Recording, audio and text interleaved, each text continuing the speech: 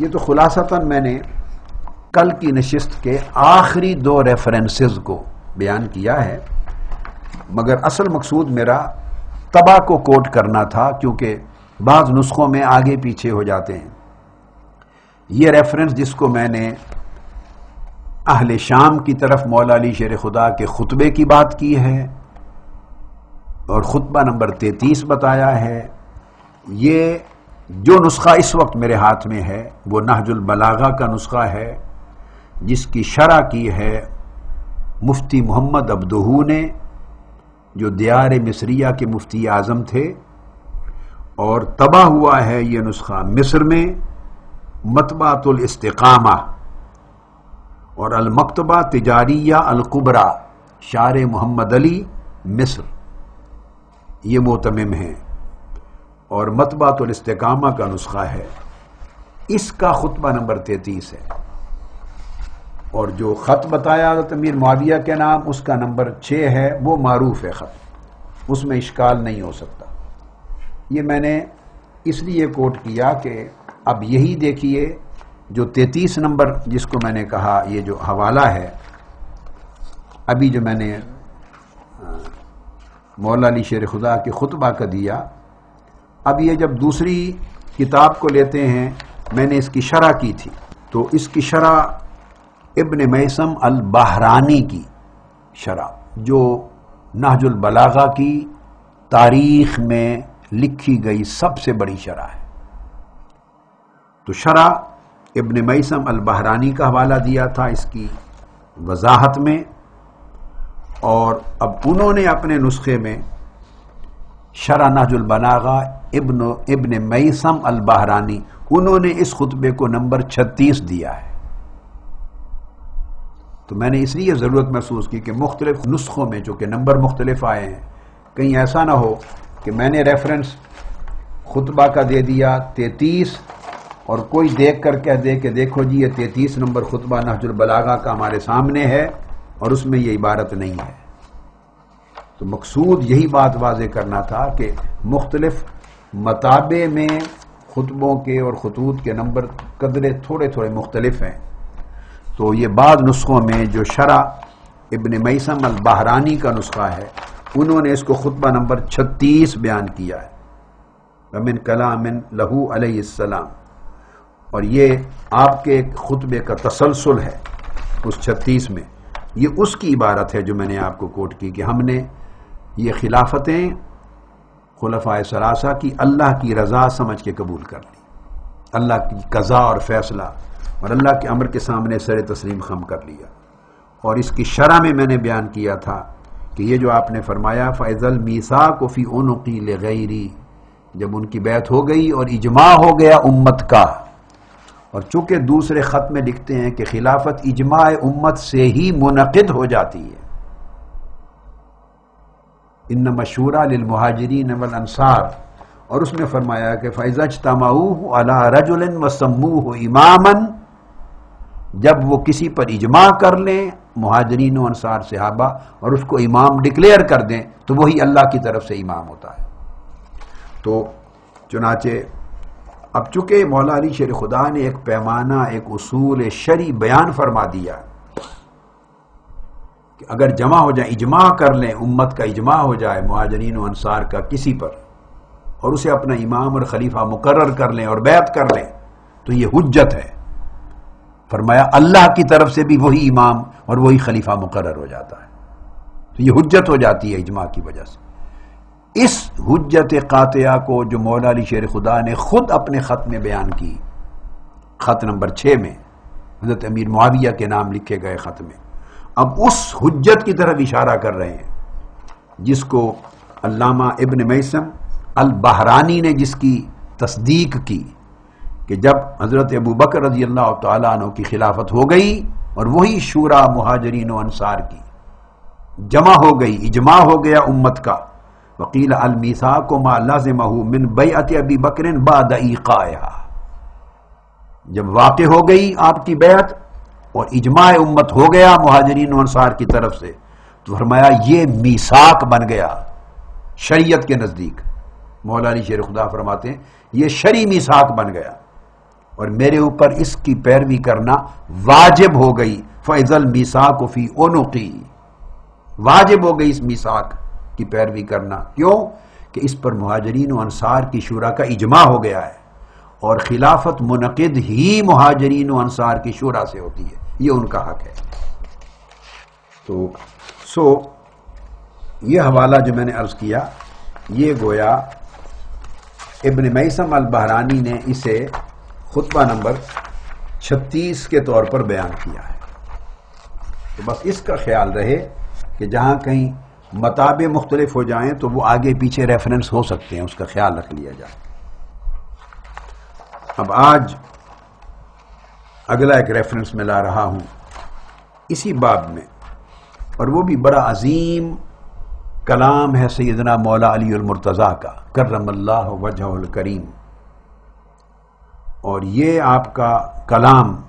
یا خطبہ کہ یہ کلام خطبہ نمبر 200 ہے. مولا علی شیر خدا کا یہ کلام مندرج ہے خطبہ نمبر 200 میں. مسودہ وہی میں نے آپ کو بتا دیا، طبع مصری طبع ہے مفتی محمد عبدہو کی شرح کے ساتھ، مطبعۃ الاستقامہ. اب اس میں مولا علی شیر خدا کرم اللہ وجہ الکریم نے اسی حقیقت خلافت کو جو خلفائے راشدین کی اور پہلے خلفائے ثلاثہ کی خلافت کی تصدیق کرتے ہوئے خلافت کی حقیقت کو پھر بیان کیا ہے. اگر ہم مولا علی شیر خدا کے ان تمام خطبات کو سامنے رکھ کر تعصب کی اینک اتار دیں اور اپنے ذہن میں خود ساختہ پہلے سے گھڑے ہوئے مفروضات اور امامت و خلافت کے تصورات، جن کے بارے میں نے کہا کہ 300 سال بعد جا کے وضع ہوئے، اگر ان کو ایک طرف رکھ دیں اور مولا علی شیر خدا رضی اللہ تعالی عنہ کے ان تمام خطبات کو سامنے رکھ لیں جہاں آپ خود وضاحت کرتے ہیں جا بجا، تو یہ مسئلہ خلافت و امامت بھی حل ہو جاتا ہے، اور خلفائے راشدین کی خلافت کا حق ہونا بھی ہر شک و شبہ کی غبار سے بالا ہو کر ثابت ہو جاتا ہے. اب یہ خطبہ نمبر 200 ہے، اور یہ آپ نے کلام فرمایا ہے حضرت طلحہ اور حضرت زبیر رضی اللہ تعالی عنہما سے، ان سے کلام کیا ہے، اور ان سے گفتگو کرتے ہوئے جب وہ بیعت کرنے کے بعد مولا علی شیر خدا جب سیدنا عثمان غنی رضی اللہ تعالیٰ عنہ کی شہادت ہو گئی اور مولا علی شیر خدا رضی اللہ تعالیٰ عنہ کی بیعت ہو گئی، اسی طرح مہاجرین و انصار کی شورا نے آپ کی خلافت پر اجماع کیا، وَسَمُّوهُ اماماً، اور آپ کو امام اور خلیفہ نامزد اور مقرر کر لیا بالاجماع. تو ان بیعت کرنے والوں میں حضرت طلحہ بھی شامل تھے، حضرت زبیر بھی شامل تھے. تو آپ کی خلافت کی بیعت کرنے کے بعد وہ پھر بعد ازاں منحرف ہو گئے، اور ایک عرصہ جنگ جمل تک منحرف رہے. بعد ازاں پھر وہ تائب ہوئے اور انہوں نے دوبارہ بیعت خلافت کی. جب وہ منحرف تھے اور ان کی شکایت یہ تھی کہ مولا علی شیر خدا نے ہماری بیعت خلافت ہو جانے کے بعد ہم سے مشورہ لینا ترک کر دیا ہے، اور امور خلافت میں ان دونوں کو شریک کرنا، استعانت کرنا، شریک کرنا، ان کی ذمہ داریاں دینا اور ان سے مشورہ طلب کرنا یہ چھوڑ دیا ہے، یہ ان کا دعویٰ تھا. تو اس کی وجہ سے وہ ہٹ گئے، منحرف ہو گئے اس بیعت سے. اس موقع پر مولا علی شیر خدا کرم اللہ وجہ الکریم نے ان سے گفتگو کی ہے. اب یہ خطبہ جو مولا علی شیر خدا نے اس موقع پر ارشاد فرمایا، یہ سننے والا ہے، یہ بھی خلافت کی حقیقت کو مبنی بر مشاورت قرار دیتا ہے، اور آپ نے فرمایا واللہ، اور یہ ثابت کر دیتا ہے کہ یہ خلافت کا منصب منصوص نہیں ہے، نہ نص پر مبنی ہے نہ کسی وصیت پر مبنی. یہ صحابہ کرام کے فیصلے سے خلافت منعقد ہوتی ہے. اب آپ دیکھتے آئیے کتنے خطبات اور حوالہ جات ریفرنسز میں دے چکا ہوں اور دیتا جا رہا ہوں. اب یہ اہل سنت کی کتابیں نہیں ہیں، ابھی تو میں یہ سارے ریفرنسز خود نہج البلاغہ سے دے رہا ہوں، مولا علی شیر خدا کرم اللہ وجہ الکریم کی اپنی زبان مبارک کے ارشادات اور فرمودات ہیں. فرماتے ہیں واللہ ما کانت لی فی الخلافت رغبۃ ولا فی الولایت اربۃ. آپ فرماتے ہیں کہ خدا کی قسم مجھے تو نہ خلافت میں کوئی رغبت تھی، مجھے خلافت کے منصب کے لیے کوئی طلب اور کوئی رغبت نہ تھی، اور نہ ہی ولایت یعنی حکمرانی میں کسی قسم کی کوئی غرض اور کوئی حرص مجھے دامنگیر تھا. اور یہ بات آپ نے اللہ کی قسم کھا کے کہی ہے. اب آپ ایک طرف دیکھیے، ایک عقیدہ رکھنا چاہیے، یا مولا علی شیر خدا کو سچا مانا جائے یا معاذ اللہ اس کے برعکس مانا جائے. اگر آپ مولا علی شیر خدا کو معاذ اللہ جھوٹا مانیں گے تو آپ کا ایمان جاتا رہے گا کہ وہ ان خلفائے راشدین اور اہل بیت اطہار کے نفوس قدسیہ میں ہیں جن کی فضیلت قرآن کی کئی آیتوں میں اور حدیث نبوی میں سریعاً آئی ہے. تو آپ ان کے قول کو جھوٹا نہیں کہہ سکتے.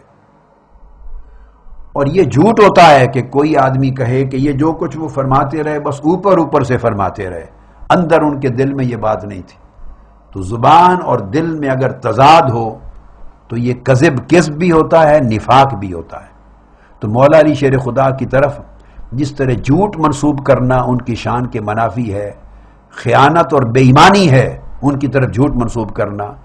اسی طرح مولا علی شیر خدا کی طرف معاذ اللہ منافقت کو، ظاہر اور باطن کے تضاد کو منسوب کرنا، یہ بھی اپنے ایمان کو غارت کرنا اور اپنے آپ کو جہنمی بنانے کے مترادف ہے. یہ مولا علی شیر خدا کی شان سے فروتر ہے.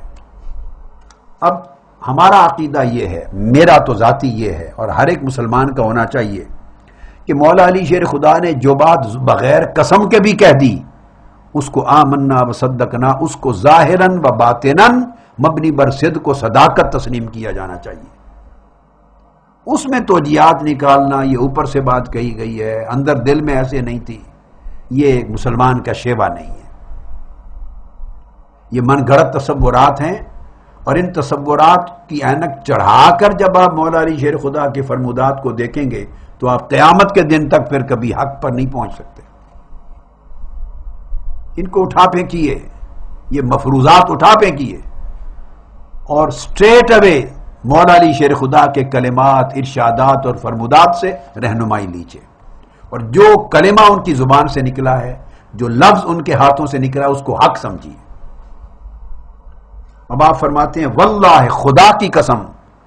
ما کانت لی فی الخلافت رغبۃ، میں تو خلافت کا طالب ہی نہیں تھا، ولا فی الولایت اربۃ، اور میں حکمرانی کا حریص ہی نہیں تھا. میرا تو اس بات پر ایمان ہے جن کو ولایت روحانی عطا ہو گئی ہو وہ کیوں تخت و سلطنت اور ان چیزوں کے حریص اور طالب ہوں گے؟ وہ سچ فرما رہے ہیں. تو وہ قسم کھا کے کہہ رہے ہیں کہ میں خلافت کے تخت کا اور امور خلافت کا اور سلطنت کا اور حکمرانی کا طالب اور حریص ہی نہیں تھا، خدا کی قسم. اور ہم یہ بنا رہے ہیں رات دن بیٹھ کر اپنے خطابات تقریروں میں کہ وہ طالب تھے، وہ خلافت مانگتے تھے، وہ دیتے نہیں تھے، ان کا جھگڑے ہوئے، ان کو گرفتار کیا گیا، اور ہم آپس میں ان کے مقابلے اور اسی بات پہ تناؤ بنا رہے ہیں. کتنا بڑا ظلم ہے. ہم ان کو اپنے عظیم مقام و منصب سے کتنا نیچے گرا رہے ہیں. میں تو سمجھتا ہوں کہ جو لوگ صالحین مولا علی شیر خدا کے جنہوں نے قدموں کی خیرات پائی ہو اور مولا علی شیر خدا کی ولایت کی گرد جنہوں نے لے لی ہو، وہ لوگ بھی تخت و سلطنت اور خلافت کی طرف سے بے نیاز ہو جاتے ہیں. مولا علی شیر خدا کے درجے تو کہیں بلند ہیں.